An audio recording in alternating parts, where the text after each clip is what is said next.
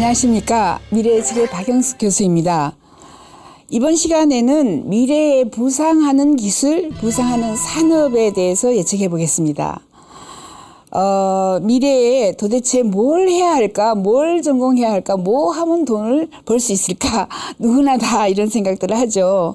그래서 미래 예측을 하는 기법 중에 하나인 이 하나 연구소입니다. 테크캐스트 글로벌에서는 예산을 다 더해요. 그 분야에 누가 얼마나 투자를 했는지 예산을 더하고 새로운 기술이 언제 어디쯤 나왔는지 이런 것들을 통해 가지고 인공지능 슈퍼컴퓨터의 힘을 빌려 어떤 산업이 어떤 기술이 미국에서 언제 몇백조 원의 시장이 뜨는지를 예측해 줍니다. 우리는 흔히 생각하면 주변에서 뭐 음식점을 하거나 옷 장사를 하거나 뭐 이런 것이 돈을 번다고 생각하는데 그렇지 않습니다. 전 세계에 2014년에 포춘 10 우리가 포춘 뭐 500 기업, 500대 기업 전 세계에서 가장 부자 기업 10개 중에 지난 100년간 석유 회사들이 에너지 회사들이 7개, 8개, 어떨 때는 9개까지 돈을 싹쓸이 해갔습니다. 그걸 잘 모르시죠? 대부분 뭐 우리가 알고 있는 이런 로얄 더치 쉘이라든가 그죠? 뭐 엑산 모빌이라든가 쉐브린 이런 석유 회사들이 돈을 다 가져갔고요. 최근에는 그래도 자동차 회사가 2개 내지 3개 정도 올라와 있습니다. 예. 그래서 놀라운 이 변화, 100년간의 이 변화가 시작이 된 것이 2013년이다. 저는 이렇게 봐요. 2013년에 이제 자산 규모 전체다가 아니라 시가, 주식 시장에서, 그죠? 시가 총액으로 봤을 때 인터넷 기업이 3개나 올라와 있습니다. 애플, MS, 구글이 지금, 이 중간에 10대 기업으로 올라와 있고, 석유 회사는요, 지금 뭐 서너 개로 시가총액일 때 떨어져 있고요. 그 중에 9개가 또 미국 회사이다. 이렇게 본다면 엄청난 변화가 있죠. 하지만 이 애플, MS, 구글 또한 자기들이 무슨 회사라고 하느냐면 테크 회사라 그래요. 기술 회사 또는 뭐 우리나라에서 인터넷 기업 이렇게 얘기하는데 이런 회사들도 이제 전부 에너지 쪽으로 자기들은 에너지 회사다 이렇게 발표하는 사람들이 있습니다. 빌 게이츠는 이렇게 얘기했습니다. 2015년 11월 5일 앞으로 MS는 에너지 기업이다. 그리고 에너지 중에서 솔라로 확 넘어갈 것이다. 앞으로 솔라를 연구하는 사람에게 자기가 힘이 상금으로 새로운 기술을 내놓는 사람에게 뭐 몇 조 원의 상금을 주겠다. 이렇게 발표를 하고요. 솔라로 에너지를 전환해야지 지금 현재의 기후변화 지구온난화를 해결할 수 있다. 이렇게까지 이야기를 합니다. 이처럼 누가 지금 부자가 되었을까 그리고 어느 기업이 살아남았을까 이런 것들도 저희들이 예측하는 기법 중에 하나이고요. 뿐만 아니라 저희는 이런 기술들을 큰 분야를 나누어서 예측을 하는데 그중에서 가장 부자 되는 분야, 산업은 에너지 환경이다. 이렇게 예측합니다. 에너지가 없으면, 전기가 없으면 모든 것이 멈춰요. 은행에 가도 그죠. 돈도 찾을 수 없고 컴퓨터가 안 되니까 인터넷도 안 되니까 그렇죠. 에너지는 2020년부터 이렇게 먹을 게 많이 있습니다. 가장 큰 것이 2025년 정도가 되면 대체 에너지 그게 바로 솔라가 뭐 80, 90% 그다음에 윈드요. 솔라하고 풍력. 나머지는 저희는 저희 미래학자들은 아니다라고 이야기를 합니다. 두 번째로 큰 산업이 바이오 메디슨입니다. 바이오 메디슨 언제부터 먹거리가 나오냐면 2018년부터 먹을 게 많이 나와서 2040년 정도가 되면 수명 연장이 가장 큽니다. 인간은 오래 살고자 하는 욕망이 가장 커요. 그죠? 자기는 뭐 죽고 싶다 노인들은 그런 이야기 많이 하지만 사실 죽음이 다가오면 두려워하죠. 수명을 연장하고 장수 영구적으로 우리가 건강하게 오래 사는 이런 약품이라든가 뭐 이 다양한 기술, 물질들이 개발되고 있습니다. 바이오 메디슨 중에서는 이제 유전자 치료법도 굉장히 커져요. 유전자 치료를 하게 되면 우리 뭐 줄기세포 같은 것도 나오고, 그죠? 다양한 기술, 7가지 기술이 나와서 수명을 연장시킨다라고 이미 오브리드 그레이 박사, 센스 파운데이션, 오브리드 그레이 박사가 이야기를 하고 있습니다. 자, 저는 지금 현재 테크캐스트 글로벌이라는 미래를 예측하는 기술을 다 가지고 있는 이 기관의 한국 대표를 하고 있습니다. 빌 할랄 교수, 조지 워싱턴 대학교의 빌 할랄 교수가 만들어서 지금 거의 20년이 돼요. 이것은 바로 기술을 예측합니다. 어떤 기술이 몇 년도에 피크를 이루고 그 기술이 미국 시장, 이게 미국 정부에서 돈을 주고, 지금 현재는 뭐 예산을 다른 데서 여러 재단에서 받지만 미국의 어떤 시장이 얼마나 뭐 몇백조 원의 시장이 뜬다라는 것을 매일 아침에 예측을 합니다. 매일처럼 예측하기 때문에 이제 미래는 틀리지 않는다 이렇게 얘기합니다. 왜냐하면 아침에 온라인상으로 업데이트해서 너 아침에 확인해 봤어? 아침에 들어가 봤어? 틀릴 수가 없는 거죠. 매일 업데이트를 하니까. 책으로 내면 틀릴 수가 있어요. 2년 전 책은 많이 틀립니다. 제가 낸 이 UN 미래 보고서라든가 뭐 이런 책들이 4, 5년 지나면 굉장히 많이 틀려요. 그런데 어떻게 틀리냐면 저희가 예측한 거보다 그 기술이 빨리 와서 틀렸어요. 늦게 와서 또는 안 와서 틀린 게 아니라 대부분 빨리 와서 틀렸어요.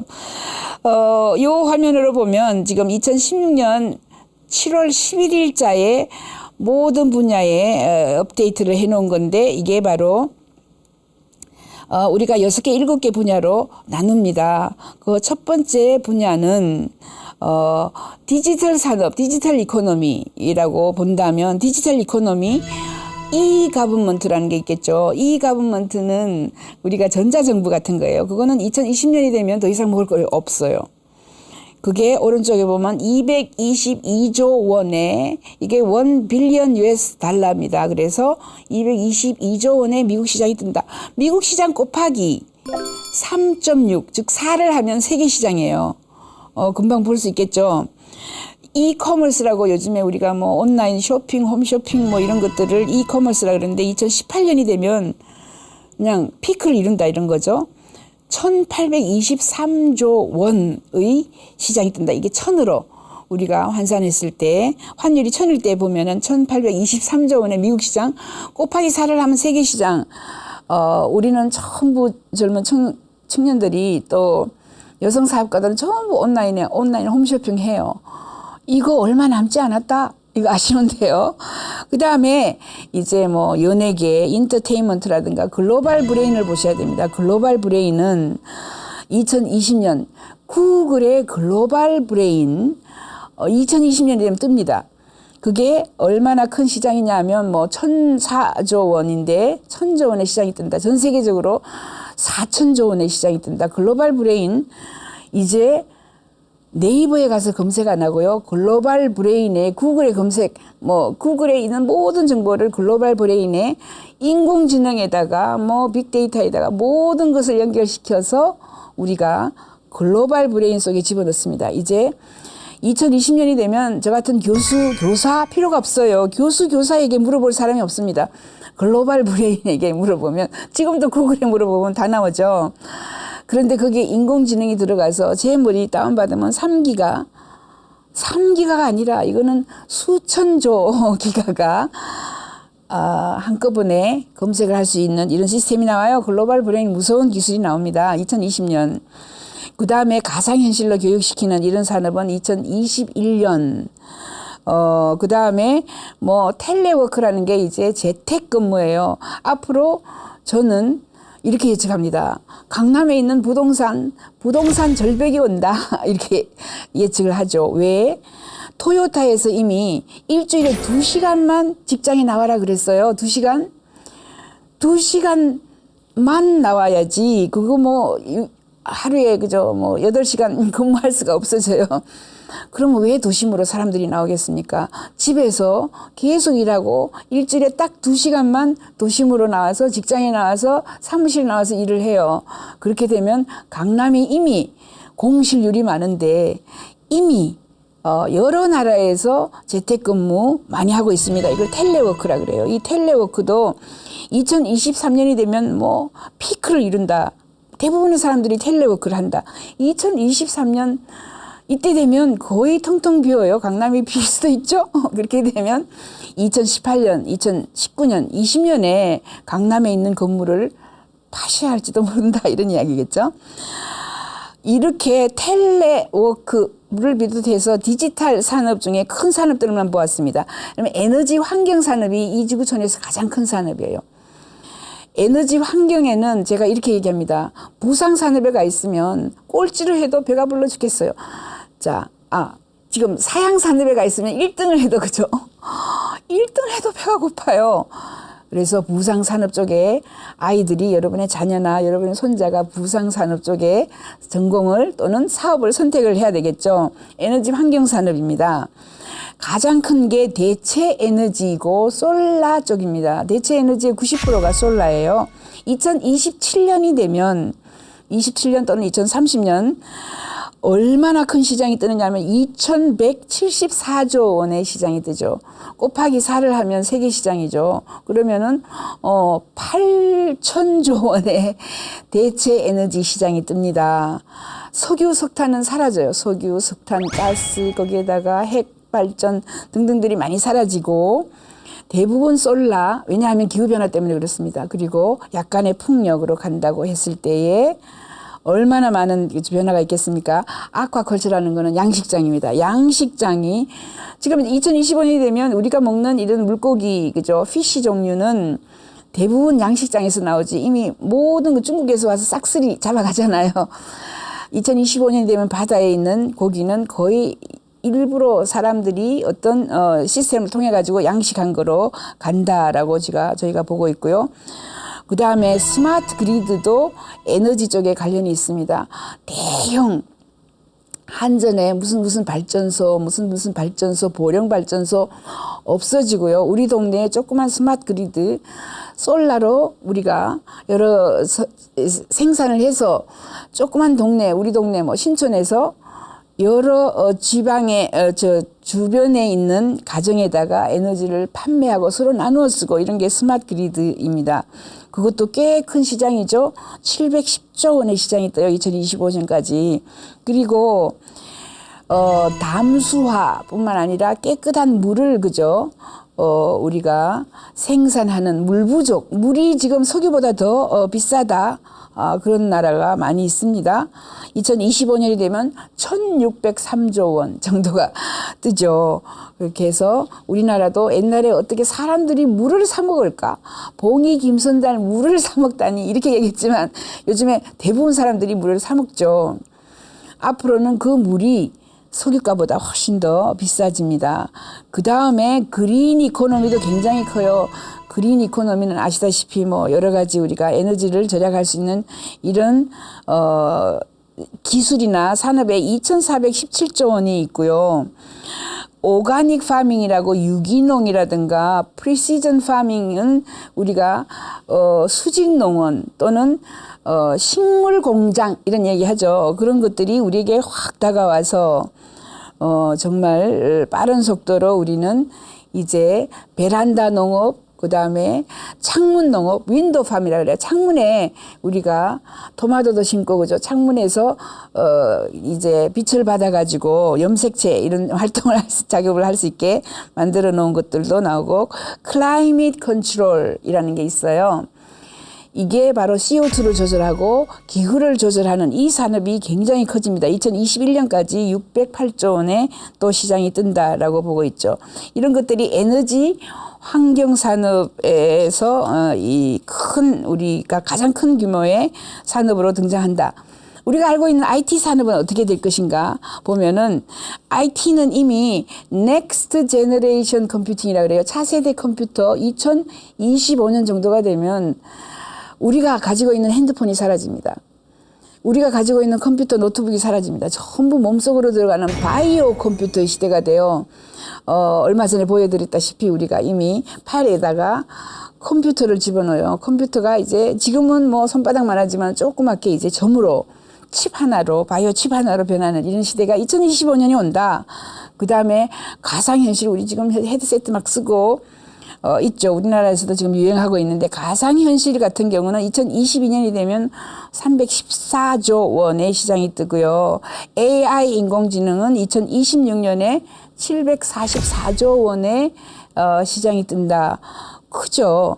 이런 것들을 IT 산업이라고 우리는 이야기를 하고, 인터넷 오브 싱스가 그래도 가장 먹거리, 지금 우리가 노력해야 되는 거, IT 산업의 모든 회사들은 IoT 사물 인터넷에 지금 아주 그냥 목을 빼고 기다리고 있습니다. 이 산업이 오기. 2022년이 되면 1341조 원의 미국 시장이 뜹니다. 곱하기 4를 하면 세계 시장이 뜨죠. 하지만 이 IoT는 4, 5년, 5, 6년 지나면 절벽이 옵니다. 붕괴가 옵니다. IT 산업은 그냥 대부분 5, 6년, 10년 정도가 지나면 무료화로 공짜로 깔려요. 그래서 힘든 산업이 IT 산업이다. 그 다음에 로봇, 이제 제조업, 이런 것들은 어떻게 변할 것인가. 나노 기술이 나옵니다. 나노 기술이 나오면 나노가 자기들끼리 만들어서 물건을 만든다, 이렇게 얘기를 하죠. 나노 제조 공정이라는 이런 기술들도 나오고, 2024년이 되면 956조 원이 뜨고요. 로봇. 이제 로봇이 무거운 거 들고 뭐 이런 게 하는 게 아니라 가사 도우미, 나한테 언어를 가르쳐 주거나, 그죠? 나한테 내가 치매를 앓기 싫으면은 로봇하고 계속 대화를 해요. 이런 가사 도우미, 이런 시장들이 또 2026년이 되면 535조 원의 시장이 뜬다. 많이 있는데 그 중에서 꽤 큰 것이 에너지 스토리지라고 해가지고 ESS라고 에너지 저장 장치, 배터리. 우리나라에서 지금 1등 하고 있습니다. 뭐 삼성, SDI, LG라든가 하나라든가 뭐 이렇게 다양한 곳에서 뭐 많이 만들고 있어요.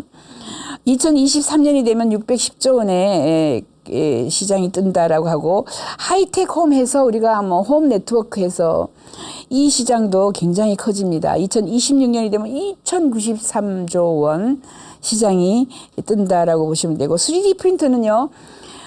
지금 한 6년 전에 피크를 치고 거의 3D 프린터는 무료로 나눠줘요. 학교에도 무료로 나눠주고, 구민회관에도 정부에서 무료로 나눠주기 때문에 3D 프린터 기계는 2018년이 피크를 치고 지금은 411조 원, 거의 무료화가 되고 있다. 그죠? 6년, 5, 6년 전에는 여기에 뭐 3천조 원까지 올라갔었습니다. 이렇게 많은 변화가 우리에게 다가오고 있다. 바이오 메디슨이 두 번째로 큰 산업이에요. 바이오 메디슨. 아이에게 에너지 환경 전공시키거나 바이오 메디슨 쪽으로 가라 라고 하면은 대부분 성공할 겁니다. 바이오 메디슨은 이제 DNA, 유전자 치료법, 이런 것들이 굉장히 커서 2030년이 되면 바이오 쪽은요 2025년 넘어야 돈이 돼요. 아직까지 남았어요, 많이. 몸을 이제 장기를 프린트합니다. 3D로 프린트해서 장기 교체 산업은 2025년까지 589조 원의 시장이 떠요. 미국 시장이죠. 라이프 익스텐션이 그래도 가장 크다라고 저희는 보는데, 라이프 익스텐션이 지금은 그죠? 2024년 정도 되면은 뭐 601조지만은 점점 더 2040년이 되면은 거의 2, 3천조 원이 될 수도 있다. 이렇게 이야기를 우리는 하고 있고요. 퍼스널라이즈드 메디슨, 이런 게 있습니다. 개개인의 맞춤 약제도 나오고요. 그 다음에 암 정복, 이런 것은 2030년이 되면 861조 원이 뜬다. 이렇게 봐요. 이처럼 교통 같은 것은 이제 전기차가 그죠? 가장 커지는 산업입니다. 또 저희가 보기에는 와일드 카드, 이런 것도 있어요. 와일드 카드는 자, 예측하기 정말 힘든 건데 그래도 우리에게 다가오는 것도 저희가 예측을 하고요. 와일드 카드 중에서는 유엔이 붕괴된다. 이런 것을 저희가 예측했습니다. 유엔 같은 이런 국제, 미국도 한 표, 아프리카의 어떤 조그만 나라도 한 표 던지는 이런 시스템은 미국이 돈을 안 내려고 합니다. 유럽도 돈을 안 내려고 해요. 유럽은 특히 지금 굉장히 복잡하죠. 그래서 유엔이 재정 악화로 붕괴된다라고 저희는 예측을 하고 있고요. 그 이외에 뭐 지구촌에 다양한 이런 질병이 다가온다 이런 예측도 하고 있고, 사이버 어택, 사이버 공격도 올 것이다. 그리고 이제 앞으로는 웨더 컨트롤해서 날씨를 조절할 수 있는 이런 시스템도 우리에게 다가옵니다. 와일드 카드고 뭐 소셜 트렌드라고 해서 사회는 어떻게 변할 것인가, 이 공유 경제가 온다라고 봅니다. 쉐어링 이코노미 2023년이 되면은 지금 현재 우리가 에어비앤비, 그다음에 우버라는 것도 있고요. 그다음에 알리바바라든가 아마존 같은 것을 플랫폼 위에 누구나 다 들어와. 그래서 막 5억 명이 들어와서 물건을 사거나 팔기 때문에 내가 물건 한 개를 한 사람에게 팔아가지고 30원, 20원 벌어요. 이거는 이제 알리바바 하루에 몇 조 원을 벌었어요. 6조 원, 7조 원을 법니다. 이런 식으로 그 소셜 트렌드도 굉장히 많이 바뀔 것이라고 저희는 보고 있습니다. 그래서 저희가 또 하고 있는 게 하이퍼 사이클. 2015년에는 무인차가 지금 가장 큰 기대치를 가지고 맨 위에 피크를 치고 있어요. 그리고 또 2014년에는 사물 인터넷이 피크를 쳤습니다. IoT가, 그죠? 기대치를 치고 나면은 밑으로 내려오면서 많은 것들이 사라져요. 돈이 안 돼요, 더 이상. 그래서 이 사이클 안에, 하이퍼 사이클 안에서 지웁니다, 우리가. 그게 바로 빅데이터 지웠습니다. 그 다음에 클라우드 지웠습니다. 클라우드 컴퓨터. 돈은 아마존이 다 벌었죠. 이런 식으로 간다면 3D 프린터 같은 경우에는 2011년에 피크를 쳤어요. 소비자 3D 프린터가 나오고, 그 다음에 나온 것들은 뭐 우리가 상상할 수도 없는 뭐 다양한 것들이 지금 10년 노란표, 그다음에 파란표는 5년 이런 식으로 해서 쭉 기대치가 올라가다가 피크를 치고 난 뒤에 7, 80%가 사망, 붕괴하고 살아남아서, 그죠? 3D 프린터는 지금 요즘에는 3D 스캐너가 살아남았습니다. 그리고 제조용 3D 프린터가 살아남았죠. 이런 식으로 저희는 미래를 예측할 때 다양한 방법을 통해서 특히 어느 분야의 국가 예산, 모든 기업의 예산이 여기에 이렇게 많이 쏠림으로 몇 년 후가 되면 피크가 되고, 이 산업은, 그죠? 사양 산업이다, 부상 산업이다를 저희가 알려드립니다. 이번 시간에는 테크캐스트에서 알려준 어떤 것이 부상 산업이고, 지금 제가 말씀드린 거는 대부분 부상 산업이 많아요. 그리고 어떤 산업이 또 사양 산업인지 부상 기술 등을 알아보았습니다. 가장 큰 산업은 에너지 환경, 두 번째는 바이오메디슨, 그죠? 예, 이렇게 보시면 되고, 죽을 때까지 걱정 없이 여러분들이 항상 일자리가 있는 것은 코딩입니다. 코딩, 컴퓨터 프로그래밍, 데이터 분석가 이런 쪽으로도 굉장히 유망하다. 이런 것을 예측해 보았습니다. 다음 시간에는 교통산업의 혁명이 다가오고 거기에 따르는 일자리, 무인차가 사라지면, 무인차가 나오면 일자리가 굉장히 많이 사라집니다. 사라지는 일자리에 대한 예측을 해보겠습니다. 지금까지 미래예측의 박영숙이었습니다.